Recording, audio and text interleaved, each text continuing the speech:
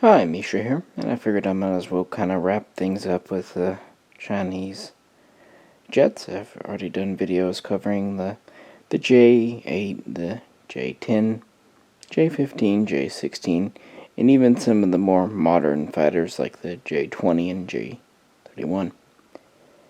So this time I'm going to look at two Shenyang fighters, the J5 and the J7. The 5 was a license-built copy of the MiG-17 Fresco, and the J7 was a kind of license-built copy of the MiG-21 Fishbed. And these are really the beginning of China's penchant for reverse engineering and doing a good job of it. Both models are 1/72 scale diecast from Hobbymaster. The J5 I've had for some time. The J7 though just came out last month and is a relatively modern night fighter type. So with that, let's get into it. Well, the MiG-17 itself, I've done a video or two on, although I might revisit later. It was an improvement on the MiG-15, but was still a subsonic or at most transonic fighter jet, and it was still primarily a gunfighter.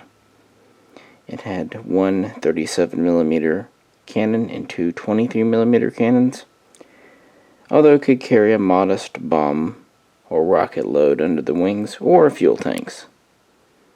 But it was a gunfighter. Well, China had worked with the MiG-15, but never really produced any. They just had Soviet planes. So they were interested in producing the MiG-17 when it came out after the Korean War. The reason wasn't just to have a new fighter, which was of course important to the People's Liberation Army Air Force, but also the technology that would come with producing it would help them essentially get their aircraft industry off the ground. So what started off, they acquired a couple of MiG-17 early versions, day fighter versions from Russia, as complete planes, along with parts kits to build about 25 more in Russia, in China using Russian parts. Getting a little experience from this, they agreed to build the MiG-17F day fighter under license, and they signed the contract in 1955 with Russia, and the technology transfer occurred, and the Shenyang factory would fly its first Chinese assembled aircraft in July of 1956. Now, in true communist fashion, the name would actually change a few different times on this. Initially, it was known as either the Type 56 or the East Wind 101. It actually wasn't until 1964 it was named the J5. Retroactively, the earlier MiG-17s from Russia were named the J4, just so you know. So production was set to begin in 1957, and did so. But this was still relatively early versions. They were interested in getting an updated version from Russia. But what happened was what's known as the Sino-Soviet split. This happened really between 1960 and 1961 and put pay to a lot of Chinese programs, at least temporarily. Therefore, full production of the J5 did not happen until the early 60s, and the radar-equipped version, which would have been based on the MiG-17 with radar, would not go into production until 1964, known as the J5A. This was nominally an all-weather, night fighter-capable version. But unfortunately, by 1964, the plans were already quite obsolescent, as you can imagine, from a 50s design. Therefore, really, production did not last long. By 1969, the J5A was already out of production, and Shenyang would produce about 770 J5 and J5A fighters. Interestingly, a more successful design was the J5.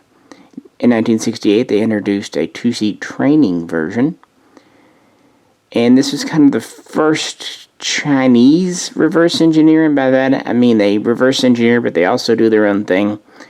The J5 was kind of a mishmash. The nose, the cockpit, the two-seat part, was actually taken from the MiG-17 UT. It had the engine from the original J5, but it had the larger body from the J5A to make room for the second person. They also had to remove all the internal cannon, although they did carry a 23mm cannon pod sometimes, but it was mostly a trainer. The aircraft, the original J5 was about 36.5 feet long. The J5A was about 37.5 feet long. Had a max speed of around 700 miles per hour, although the J5 dropped to about 650 since it had the less powerful engine and was a larger, heavier plane. But it also probably was a little easier to control for trainees.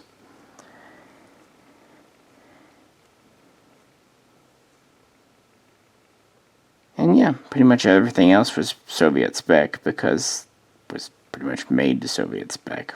Had all the pros and cons. I don't have a model of a J6, which was a MiG-19. I still have not found a 1/72 scale diecast model of a MiG-19 or a J6, which is known as the Farmer. But kind of oddly, the J5A stayed in PLAAF service longer than the J6. Even though production ended in the late 60s, these would stay in service to one degree or another until 1992. They would also be exported, known as the F5 and F5A, to, well, really anyone, but friendly nations like, for example, North Korea and Vietnam. And NATO would just know this as Fresco, or at most Fresco 2, because it was kind of seen as the same as the Soviet version. Yeah, not a whole lot to say about it, because by the time it went into production and real service, it was already out of date. But it gave China a lot of expertise, and was the beginning. You have to start somewhere. And like I said a minute ago, the training version was relatively successful. They produced over 1,000, about 1,060 to be exact. So more JJ5s were built by far than J5s. And production for those would not end until 1986, and they would be exported too. So, in a way, the Chinese amalgamation proved more successful, for them at least, than the Russian original. But to be fair, the MiG-17 and the MiG-19 often get kind of lost in the noise. The MiG-15 and the MiG-21s are the big boys that people talk about. And rightfully so with the 21, because it's still flying today. So with that, why don't we move over to the Chinese take on the MiG-21, the J7. NATO reporting name, remember the MiG-21 was Fish Pot. Well, they gave it enough recognition to be different. They called it the Fish Can. I'm not sure which is less flattering. Let's get into it. Even though it was not even in production, at least full production yet, China knew that its J5 was still a kind of a quickly obsoleting design. So talks began between the Chinese and the Russians about producing the MiG-21. Again, they'd already done the MiG-19 as well in the late 50s. So really they had just started when the Sino-Soviet split occurred. And it looked like for a time China was not going to get the MiG-21, or if they did, they would have to get it through third parties, reverse engineer it. But then, surprisingly, in February of 1962, Nikita Khrushchev personally wrote a letter to Mao Zedong inviting the Chinese to Russia. He offered to share the technology for the MiG-21 and help set up production there. There's several political reasons why. There's also the reason that he was Nikita goddamn Khrushchev, and he did things. I actually find him a very interesting person in history, and in a lot of ways admirable. But anyway, otherwise he was a bit of a crazy Ukrainian. The Chinese took this offer extremely serious. They really wanted this next generation. This would be a leap ahead for them in fighter technology. And they knew that it was a short-term offer, like, jump on it now. But they were also suspicious. They thought that this might be Russia putting out the olive branch, trying to smooth things over, make peace, but they also suspected there might be an ulterior motive. Regardless, in March they sent a delegation headed by the Commander-in-Chief, the General in charge of the People's Liberation Army Air Force, to Moscow. And he was a good choice because not only was he familiar with the Russians, he actually attended and graduated their Air Force Academy.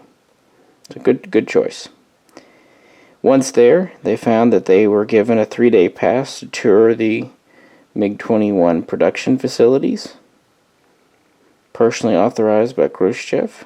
Of course they did this. They would be one of the first, if not the first, foreigners to ever be let in. And then after that, talks began of licensed production. And the deal was signed on March 30th, the technology exchange.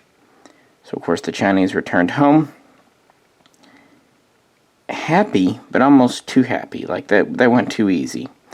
So quietly, they set up a plan B to reverse engineer the MiG-21. Well, in September, when the agreed upon parts and technical documents came to the Shenyang factory, it's a good thing they did. They had discovered that the blueprints, the technicals, were incomplete. Several things were missing. And while some of the parts were perfectly good and usable, others were either outdated parts for older models, so they would send a mix of parts for different variants of the MiG-21, or they were out-of-spec parts, in other words, rejects, or they were just the wrong parts. They were short on parts, short on technical, so they kind of got shafted. But undeterred, they put Plan B into effect, using reverse engineering where necessary, using what they did get from Russia when it was useful when necessary, and this is what they designed. The J7. Export name F7. The production line was set up in March of 1964, and the first aircraft came off the production line in 1965. But then, more problems. The Cultural Revolution came to China, which was political turmoil on an unequaled scale, which first off delayed the test flight of the J7. But finally she flew in January of 1966. But really what delayed was production. And it was a significant delay. Really, the J7 did not hit full production until the early 1980s, which is insane. But that's kind of what happened. The late 60s and 70s were that kind of a time in China.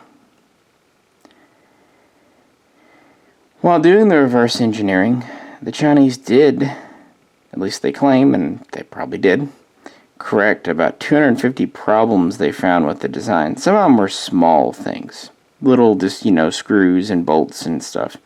Others, though, were quite major and were well known for being problematic in the Soviet planes. For example, the fuel system. The plane was known to get unstable, out of balance as it flew after 40-45 minutes because of how the fuel was stored, where they at least partially fixed this. They also fixed its hydraulics systems, which are known for being heavy on the maintenance and often putting planes out of service. And they gave it a new, better, more modern ejection seat system and to some extent cockpit canopy.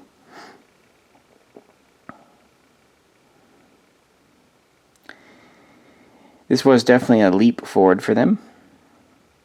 Whereas the J5 had a max speed at around 700 miles per hour. The J7 could get up to 1400 miles per hour, so right around Mach 2. It had a much higher altitude of over 56,000 feet. It carried two 30mm cannon with 60 rounds each, but its real main armament were missiles or bombs. Unlike the 5, which was primarily a gunfighter, this was designed to be a missile or bomber. It had a total of 5 hard points, 4 under the wings, 1 under the fuselage, 3 of which could be plumbed for fuel tanks. Each one could carry 500 kilograms of ordnance. They could carry Soviet air-to-air missiles, Chinese air-to-air missiles, even later ones could carry French air-to-air missiles. They could carry air-to-surface missiles. They could carry guided and unguided bombs. They could carry up to 3 fuel tanks for extended range, which is good because the MiG-21 didn't have the best range in the world. Even though this was a pretty obsolete design by the 1980s, it was simple, dependable, still quite fast and maneuverable and small, so they did produce these. And they did continue to work on the design. The J7B had further improvements, mostly with performance. The early J7 still didn't have quite the maneuverability and speed and acceleration that like their Soviet counterparts. Well, by the mid-80s, the Chinese had this worked out, and their planes were as good, if not better, than their Soviet brethren. Beginning around 1987, they introduced a quite modernized version known as the J7E. It had access to newer ordnance. It had a multi-function display in the cockpit, just other newer features. This would be followed by the J7M series, which had updated modern radars of Italian origin. And the Chinese People's Liberation Air Force would continue to fly these. In the 1990s, the E started to replace the original Bs, and then in the early 2000s, the final version that the Chinese Air Force would use, the J7G, would start to go into service. And they knew that these were not frontline fighters. These were used as local air defense, air superiority, like this one here, as night fighters or night patrol. And the idea was, okay, if the quality can't be as good as potential adversaries, quantity. So the idea was basically swarm attack. TLDR, they were the TIE fighters, you know? And whereas they would produce barely 700 some odd J5 and J5A fighters. For the J7, they would produce over 2,400, including all the modern variants and such. And they would have many export customers as well. A lot of people prefer the simplicity and dependability of the MiG-21, even to this day. Speaking of, production would continue until the final order rolled off the assembly line in 2013, and then it would finally be shut down. But that would not be the end. For one thing, the J7 MiG-21 design was used to develop the J8 and the modern J8-2, J8B. And of course that would lead to influence even more modern designs. On top of that, the Chinese People's Army Air Force still flies over 200 of these. And the Chinese Liberation Navy flies about 3 dozen. Small number, but for air defense and coastal things. And that's not even counting the J7s, the F7s in foreign service. So these will probably be in the skies one way or the other for quite some time. And that's kind of the benefit of this design. It's just dependable, and it's proven to be very upgradable, modernizable, TM, as an aircraft. Does it have shortcomings? Oh yeah, but it also has a lot to do, especially for, not the most modern or well-funded air forces. So with that said, what about the models themselves? I mean, they're Hobbymaster, so you get the general gist, but yeah. Before we let go, let's spend a couple minutes talking about them. Kind of save the model talks to the end with the Hobbymasters, because if you know Hobbymaster, you know their features, and if you don't care, then why? And it's me, so I can't really talk about paint jobs and stuff. I can talk about construction, but again, that's pretty much the same through all Hobbymasters. But just to say it, Hobbymasters have canopies that can be displayed open or closed. Pilots can come in or out. They have detaching ordnance, so you can display them clean or whatnot. And they have the option for gear up or down, and they come with display stands. So for the MiG-17 or J5, you pretty much have the option. You can put 2 little fuel tanks or bombs on the wings. I just don't. I kind of like this one clean. And even though I've complained in the past about the Hobbymaster stand, since this is a relatively small and light plane, there's no real danger of knocking it over. It's really with the bigger ones that I don't like the stands on. This one, interestingly, has the sliding canopy, which is kind of neat.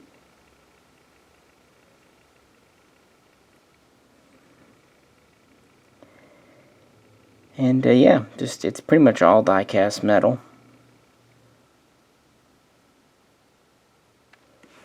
As for the J7, this one just came out.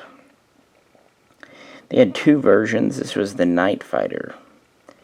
I actually wanted the other one first, but I'm glad that I didn't, because they made a mistake on the other model. They did not include the pitot tube, the pitot tube in the front. I don't know why. You'd think after all the MiG-21s they would have, but it does come in a separate bag, so it probably just got not put in. Same deal, open or close canopy, gear up or down. This actually comes with a few different ordnance options. I've got, I think those are little rocket pods. Maybe they're little bombs. I put them on because none of my other 21 types have them. And then it has the fuel tanks. It has a centerline tank too, but you can't put it on while on the stand, which is a little unfortunate.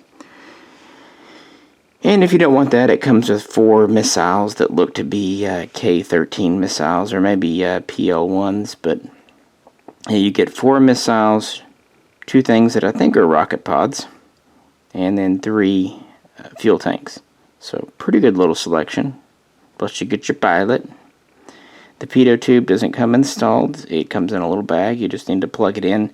I strongly recommend a small dot of glue because it just kind of sits in there. And I wouldn't super duper heavy glue it. That way if you knock it, the glue will break, not the tube. It's pretty flexible. Hobby Master is pretty good about making their tubes rigid, but not too much so. But I wouldn't want to put that to the test. With my earlier Hobby Master MiG-21s, they were a little loose on the stands, and the ordnance was a little loose fitting, and so again I put a dot of glue. But it seems like with the new 2020 releases, they've tightened all that up. It sits on the stand quite securely, and the ordnance plugged in quite securely. Of the 4, there's only one of the tanks, the one on the right wing over here, that kind of wants to get knocked off, but you can see how big they are, so it's the little peg that go in is quite small. So there might be a burr on it, or I might just put a dot of glue, but the other 3 stay on actually very well, especially the small little pods.